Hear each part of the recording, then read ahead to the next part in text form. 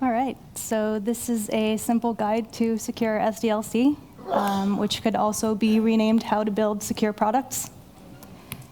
So my name's Audrey Nahrvar. I'm an application security engineer at AppDynamics, and I break things to make them more secure. I really love doing it. And if you want to find me on Twitter, it's OddSec, and if you want to take any pictures, please send them to me because I would love that. So what we're going to talk about today is secure SDLC and all the components that are involved with it. So I'll bring you through all the different steps of what they are, when you would start doing them, why you would even need it in the first place, and some tools. So the tools has an asterisk there because I like to be as vendor and tool agnostic as possible. I'll give you a bunch of options, but it's really up to you to decide what works best for the languages that you're using and your company and how hands-on you want it to be. Okay, and then we'll finish with how it all fits together. All right, so secure SDLC, what even is that? I know it's acronyms, and acronyms are everywhere, but essentially it's the Secure Software Development Lifecycle. So you might have seen it by a whole bunch of different other names. Some people call it just Secure SDLC, or Secure SDL, or I believe Microsoft is Microsoft SDL. So it's all essentially the same thing, they just name different steps by different actual names. Okay, so it's basically just baking security into your product. It all means the same thing. And it's a multifaceted approach, hence the diamond. But good news is that it is, there it is, it's a partnership. And it's not entirely on you. It's not entirely on one person in general. It really takes a team. So in this picture, all the dogs there are us as a team, and we're pulling the product across the line. So that basically leads to the first step, which is security training. So security training is really important because the amount of security engineers to everyone else in the company is so far from one-to-one that we can't see what's going on all the time, and it's really difficult to be able to bake security in when you have a smaller team and not that great of ratios. So the solution is to level everyone else up. So security training. What it is Security 101. It's basically going over some of the common issues so that you know generally what to look for so you don't fall for things. Some indicators, kind of like red sirens. When you see it, you're like, oh, okay, I should probably check that out. And when you would do it. So I specifically do it with all new hires, just because all new hire engineers, they have this fresh outlook, and they want to know, what's important to the company. And as security is something that's extremely important to the company, you want to tell them early maybe some of the issues that have already been happening so that they don't repeat the same ones. So if there are certain vulnerabilities that keep coming up at your company, or that is legacy code, you can let them know so that they're not doing the same issues. Also annually. So this isn't something that should just be done once as a checkbox, it's over. It's something that's continuous because new things are coming out every year. So why? As I mentioned, it's a scalability issue, but it's also really good for knowledge sharing. I mean, it's a really fun topic, and a lot of people want to know more about it. So the other great thing is that it changes the mindset so that it's not just, oh, okay, security is something that's tech debt, we can deal with it later. It's something that should be addressed as it comes up.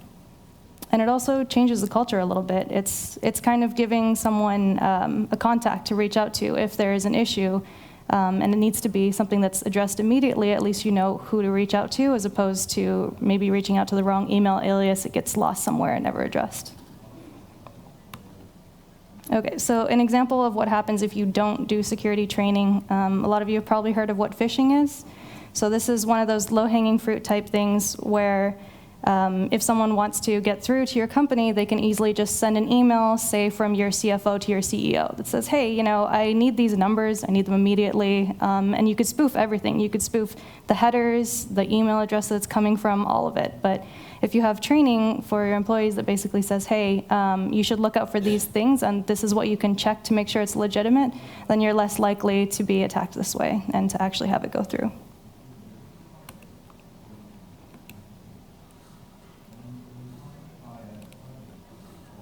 Okay, so on the timeline, you are here. You have this cool new product, trademarked of course, that you just came up with the idea for, and you want to begin. You're like, oh my god, it's going to be this amazing feature, it's going to change the entire universe, and we can't wait to work on it. So where do you start with security? So you're going to start with an architecture review, and you want to start here as early as possible, just because these are the flaws that are really hardest to change later on. It's not something that you can easily just ship a hotfix out for and be done with. It's something that involves sometimes years worth of work. So an architecture review.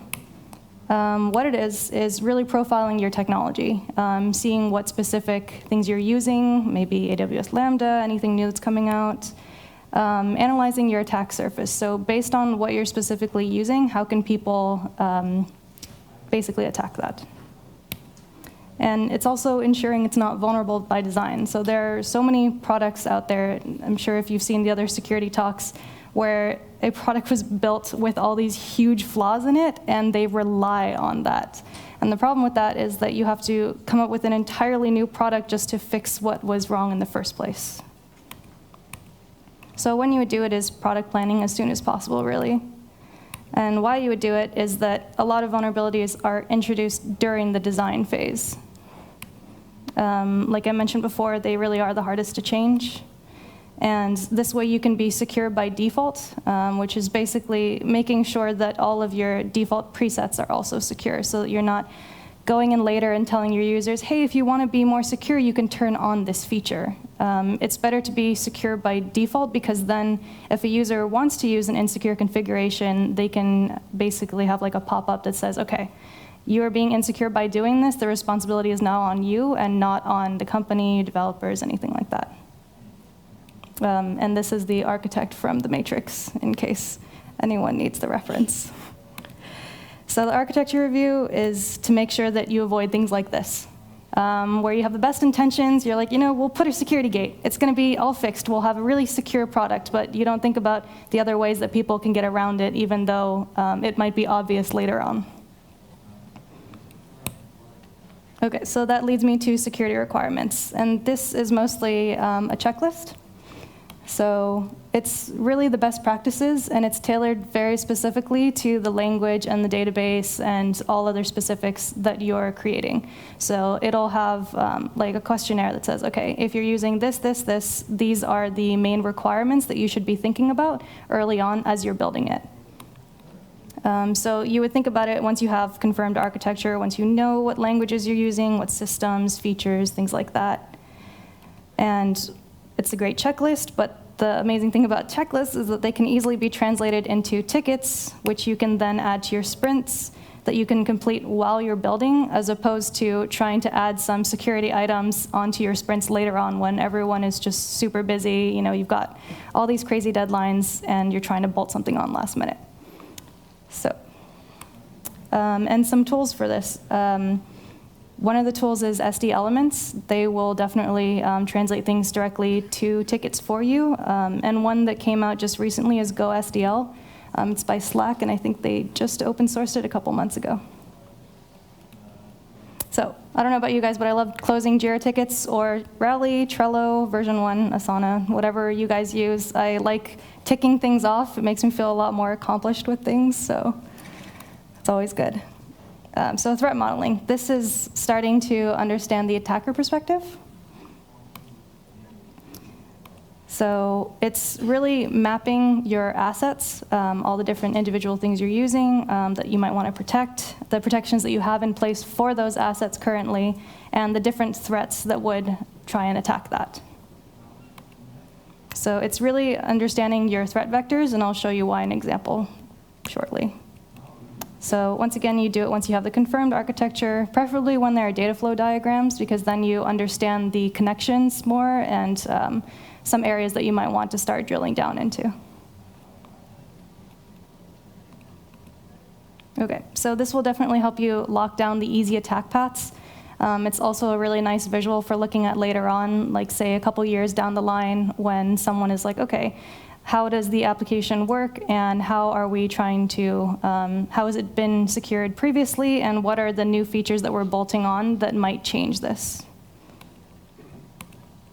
And some of the tools are the Microsoft Threat Modeling tool and the OWASP Threat Dragon. But honestly, right now, I do this more manually because a lot of these tools will give you a huge list of results that you kind of have to filter through, and it's actually faster to just look at it yourself. So that's my 2 cents. If you absolutely love the tools, go for it.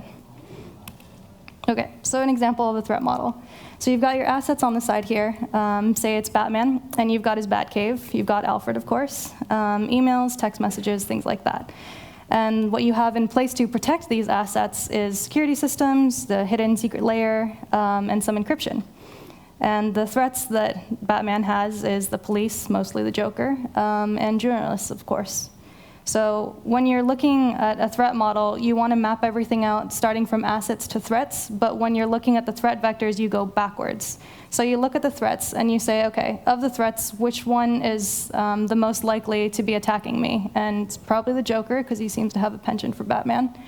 And he's probably going to attack via the security system because he's more of a smash and grab type of villain.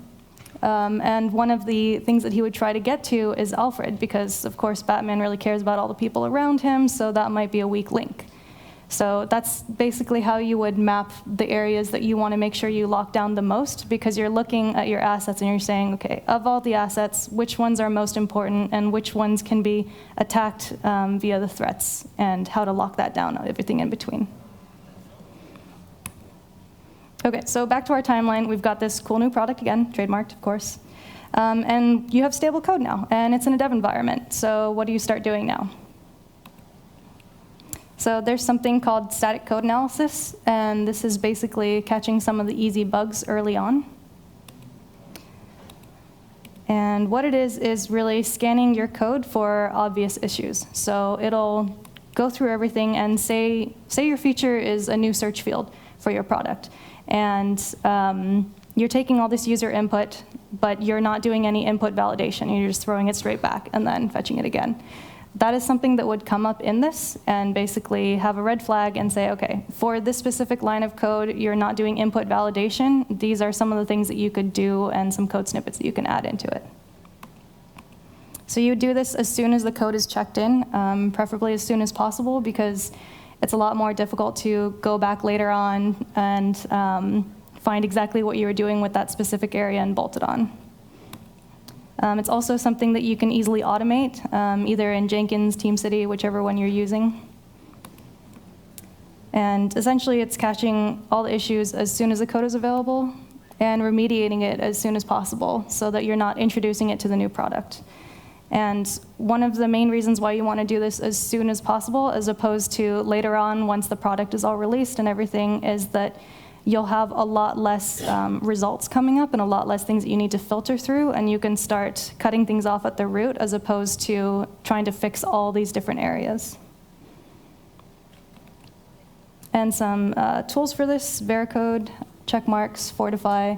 They'll basically do the same things. What you want to be careful with when you're choosing a tool is if they support certain languages. So there's no one tool that will support absolutely everything out there.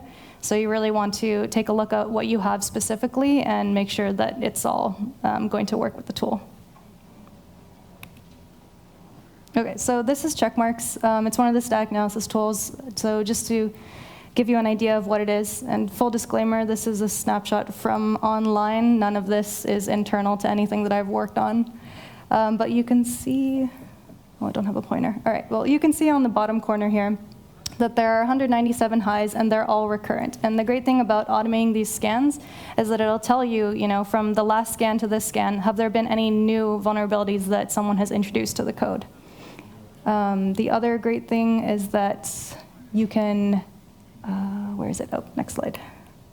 So the other great thing is you can drill down and see the exact line of code that is causing the issue and fix it there. One of the other great features is that you can start saying which ones have already been fixed and need to be verified via another scan, or which ones are false positives and they'll just not show up anymore. So it's just an idea of what static code analysis would look like. So open source analysis. Your code is only as strong as its weakest link, and I say this again. You could write the most perfect secure code possible. It could be pristine. You're so proud of it, but it doesn't matter if you add an extremely weak dependency to it, because then you're introducing this huge vulnerability to your code base and to your product. All right. So what open source analysis would do is go through all of your code and pull out the dependencies and the specific versions that you're using. And this is really useful because sometimes we forget which version we're using. Sometimes we wrote something years ago and we just never thought about it ever again. This will pull all of those up and bring it to the forefront. And it'll also tell you the known safe versions. So in some cases, if it's something you haven't worked on in a really long time, it might be a major update that you have to do, but in more likely scenarios, it's usually just a couple versions that you have to change. So this is something that you would also do when code is checked in. And you would automate it, again, with Jenkins and TeamCity so that it just runs on its own and you don't have to think about it. So why are we doing this? As I mentioned, you don't want to introduce critical vulnerabilities, and everyone's kind of like, yeah, obviously, of course you don't want to do that. But I don't know if you've heard of the Equifax breach.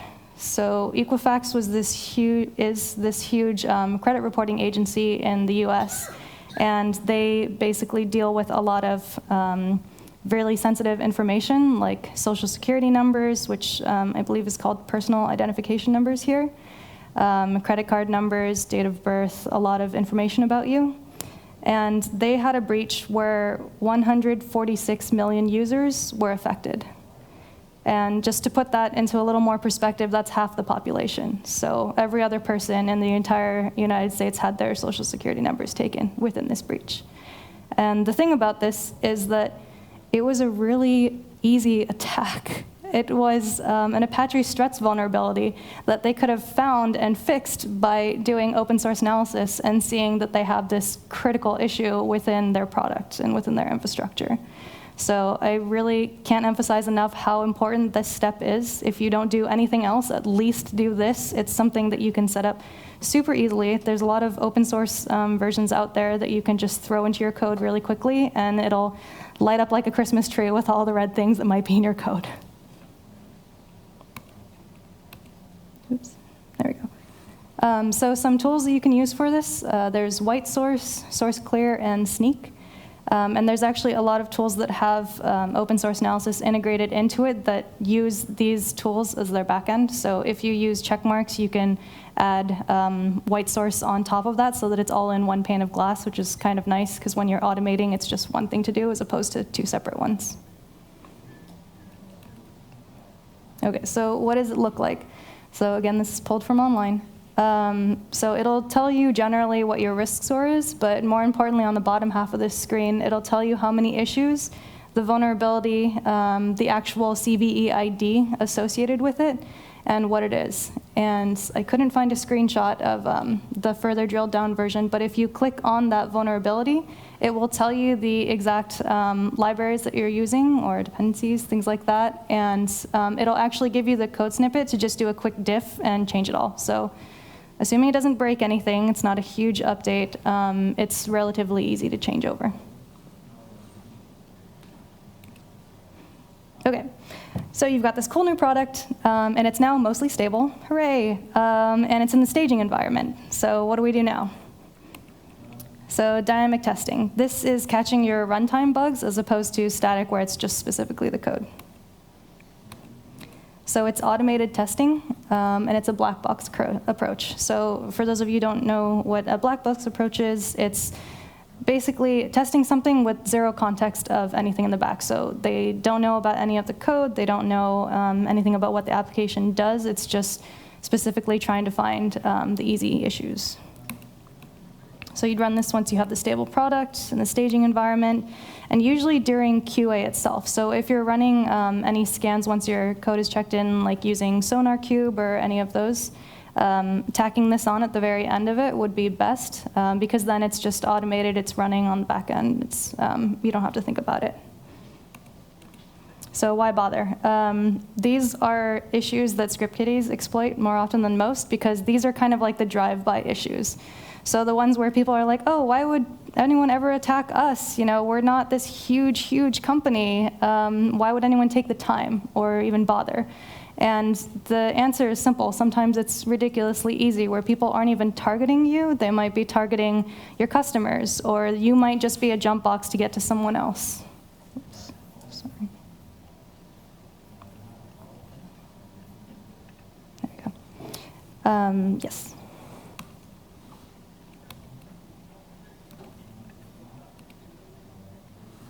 Okay, and some tools that you can use for this are OWASP Zap. This is open source.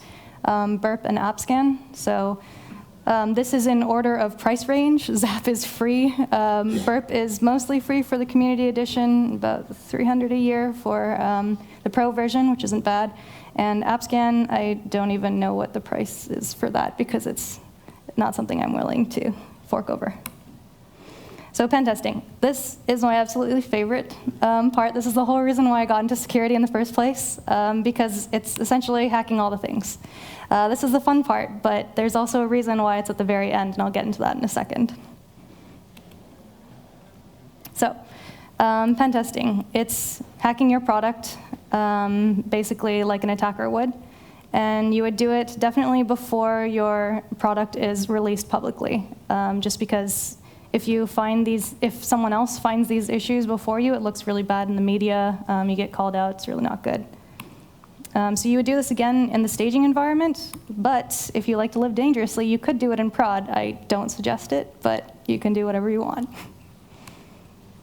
Okay, so why bother? Hackers will do this anyway. Like I said, sometimes they just go for the low-hanging fruit. You might not even really be a target. It was just really easy to do.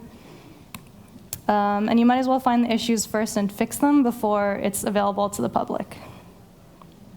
So one thing about this stage is that if you've done everything else before this, you should not be having a lot of findings here. So you shouldn't be having like 20, 30 findings in a pen test report. It should be really only the things that were difficult to find otherwise, so not in any of the other steps. Okay, and then some tools again for this, Burp, Zap, and AppScan. They're proxies that can test your product. And an example of, say, what Burp would look like. So this is just with a scanner. When you're doing an actual pen test, you'd start using all the other tabs, extensions, things like that. But just to give you an overview of what it might look like to an attacker, if they're running an initial scan on your website, it'll pop up with all these different issues that are just immediate. So they don't even have to do anything at all to get to this screen. It's something that the tool will do for them. So when people are like, oh, how did you find that? That's really hard. Sometimes it's really not. Okay, so there is no silver bullet to developing a secure product. I know it would have been nice if I could just give you an easy button and say, hey, just do this one thing and everything will be secure. It'll all be perfectly fine. But it's not how it works, and it's constantly evolving. So there were 8 components that I went over: security training, architecture review, security requirements, threat modeling, static code analysis, open source analysis, dynamic testing, and pen testing. And the key thing to note about all of this is that it's not something that you iterate through once and you're done. It's actually a cycle, hence secure software development lifecycle. It's continuous. And along those lines, it's also not sequential. A lot of things are happening in parallel. So for example, static code analysis and open source analysis, you'd probably kick off around the same time, and they would both be running every time you check in code. So it wouldn't be something that you just do once the product is entirely done. It's constantly happening as development is constantly happening.